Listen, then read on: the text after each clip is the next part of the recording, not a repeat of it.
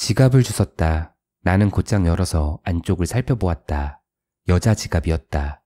그리고 이 여자는 예뻤다. 두근거리기 시작했다.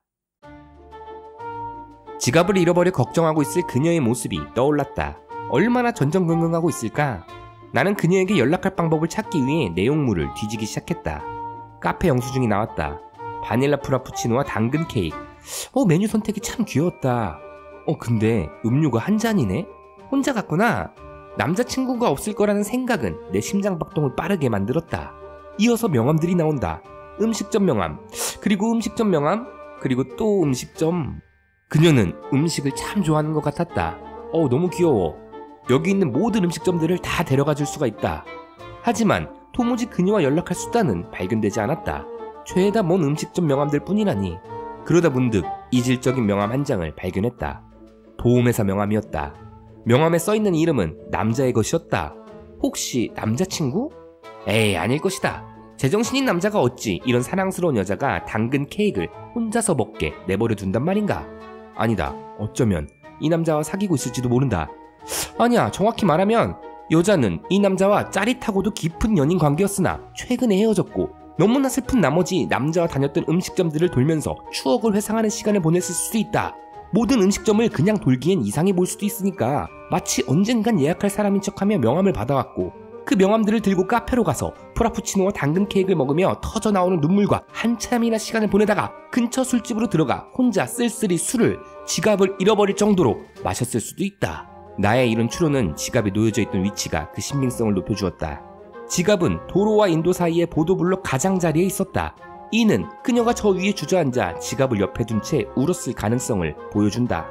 그렇다면 내가 지금 이 남자에게 전화를 걸어서 지갑 주인과 아는 사이냐고 물어본다면? 보험회사에 다니는 전 남자친구는 그녀가 지갑을 잃어버릴 정도로 술을 마셨다는 사실에 죄책감을 느끼면서 그녀에게 전화를 걸어 왜 그렇게 술을 마셨냐며 나무라다가 울면서 대답하는 그녀의 목소리에 마음이 약해지고 참아왔던 슬픔에 남자도 같이 울면서 이렇게 내뱉을 것이다. 아니, 우리 그냥 일단 만나서 이야기하자. 그렇게 둘은 다시 만나 감격에 포옹을 하다가 옆에 멀뚱히 서있는 나를 바라보며 택시비나 하라고 3만원 정도 쥐어주는 상황이 만들어질 수도 있다. 생각만 해도 마음에 들지 않는다.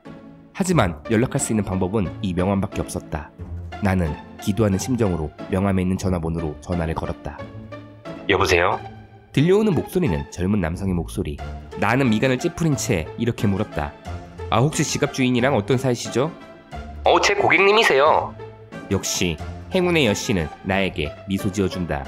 그와 그녀는 단지 사회통념상 허용되는 남녀의 접촉 범위 1로 만난 사이일 뿐이다. 그렇게 남자는 그녀에게 내 번호를 전달해주기로 했고 나는 그녀의 연락을 기다렸다. 핸드폰 진동이 울린다. 나는 연락을 기다리지 않은 척하기 위해 4번 울릴 때까지 기다렸다가 받았다. 드디어 그녀의 목소리를 들을 수 있었다. 당근 케이크를 좋아할 것 같은 목소리, 상당히 사랑스러운 목소리의 그녀. 내 심장은 120bpm? 웃기지 마라. 지금 내 심장은 200bpm. 치타에게 쫓기는 사슴이요 하얼빈 역의 안중근이다. 너무 떨려서 그녀와 무슨 대화를 주고받았는지 기억이 나지 않았다. 단지 만날 장소를 문자로 알려주기로 했다는 것만 기억난다. 내가 편한 장소를 알려주기만 하면 되는 것이었다. 마음씨도 고운 그녀. 그렇게 난 장소를 정해서 그녀에게 문자를 보냈다. 그녀에게서 이모티콘과 웃음이 가득한 답장을 받을 수 있었다. 두근거렸다. 인연인 사람들은 손과 손에 붉은 실이 이어져 있다고 했던가? 드디어 나도 붉은 실을 손으로 잡은 걸까? 약속 시간 1시간 전 집에 가서 깨끗이 샤워를 하고 꾸미기 시작했다. 하지만 최대한 자연스럽게 일상적인 모습으로. 그녀를 만날 때 난 집에서 나온 것이 아니다.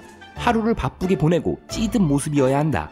만약 그녀가 나의 외모를 보고 마음에 안 들어 하더라도 하루 동안 찌든 것이기 때문에 감안해 줄 것이며 마음에 들더라도 어머나 찌든 모습인데도 꽤 괜찮네? 하는 가산점을 얻을 수 있기 때문이다.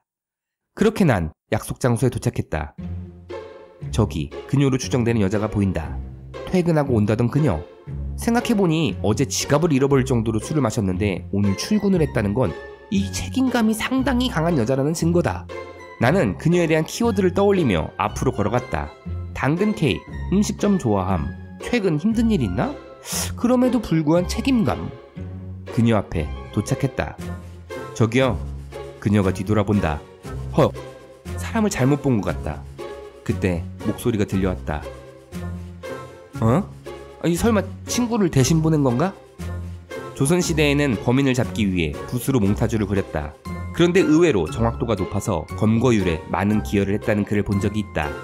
사진이 발명된 현대시대, 피사체의 모습을 온전히 구현할 수 있는 시대임에도 붓으로 그린 몽타주보다 정확도가 떨어질 수 있다는 사실이 무서웠다. 그녀는 쉴 새 없이 이야기했다. 신호가 3번 바뀔 동안 끊임없이 말했다. 자기가 오늘 새벽에도 나가서 찾았는데 없었다는 등, 그래서 화장도 못하고 출근했다는 등, 뭐 고맙다 감사하다.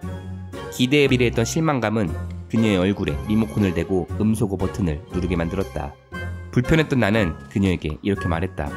아, 어제 그렇게 술 드시고 출근했으면 뭐 안 피곤하세요? 얼른 가서 쉬어야 되는 거 아니에요? 그녀는 대답했다. 나는 말했다. 아, 저 이제 신호 바뀌었어요. 얼른 건너가세요. 아휴, 술을 그렇게 먹고 또 먹는다고? 당근 케이크 같은 이상한 거나 좋아하고 뭔 맛집 명함이나 모으고 댕기고 정말 생각 없이 사는 애구만. 아휴. 그렇게 나는 집으로 돌아와 침대에 누웠다. 그런데 갑자기 마음이 불편했다. 해맑게 웃던 그녀의 모습이 떠올랐다. 불편했던 마음은 곧 아프기 시작했다. 깨달았다. 나는 그녀가 사진과 달라 실망한 것이 아니었다. 그녀와 눈이 마주쳤던 순간 나는 얼어붙었다. 그녀의 얼굴에 리모컨을 대고 누른 음소거 버튼은 사실 내 귀에 대고 누른 전원 버튼이었다. 그녀 앞에 섰을 때 너무나 부끄러웠다. 이 부끄러움은 창피함이 되었고 창피함을 내버려두면 뾰족하게 변해 가슴을 찌를 것 같았다. 그래서 그 창피함을 뒤돌아서서 그녀를 깎아내리는데 사용했다. 눈을 감고 장면을 뒤로 돌려본다. 그녀는 계속 웃고 있었다. 그녀의 웃음은 나의 치기 어린 자존심과 상처받고 싶지 않은 이기심을 삭제시켰다. 나는 방금 결혼할 여자를 찾은 것 같다.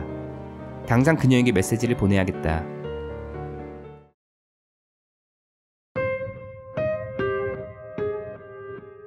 사랑하는 사람과 결혼을 앞두고 있었다. 행복한 미래가 그려졌고 확신할 수 있었다. 이 사람과 붉은 실로 이어져 있다는 것을. 누군가 이 실을 끊어내기 전까지. 졸음운전이었다고 한다.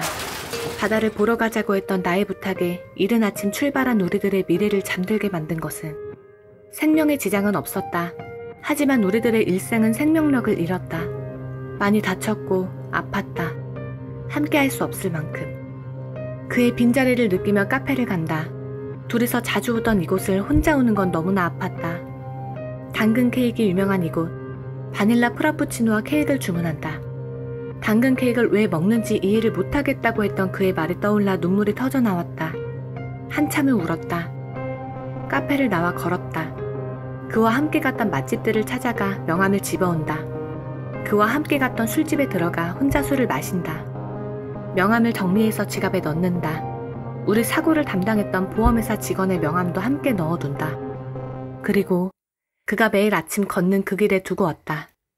나는 오늘도 지갑을 잃어버렸다.